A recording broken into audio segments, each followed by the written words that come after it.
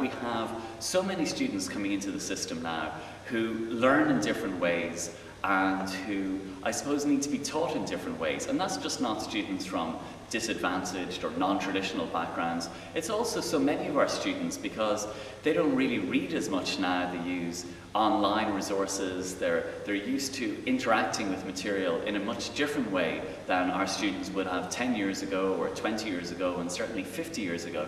So we need to be innovative in the way we deliver our courses.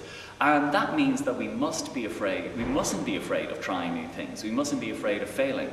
We should be prepared to try a new teaching strategy, and if it works, brilliant, try it again and do it the next year. And if it fails, well, don't worry about it and just try something new. And that's the only way that we can really make sure that our teaching is keeping up with the different requirements and needs of our students.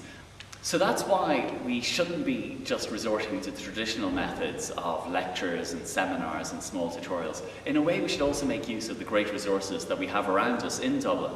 And Trinity is perfectly located in the city centre. We have, well, the Houses of Parliament, the Commons and the Lords, right opposite us here in College Green. We have Daniel O'Connell's house up on Merrion Square. We have Kilmainham Jail and Dublin Castle. We have the National Museum and the National Library and the National Gallery. And we shouldn't be afraid of taking our students out of college, out of the campus, on these field trips, because in a way that brings the history, in my case, or whatever else people are studying, that brings the subject much more alive than if you're just studying in a classroom, in a traditional environment.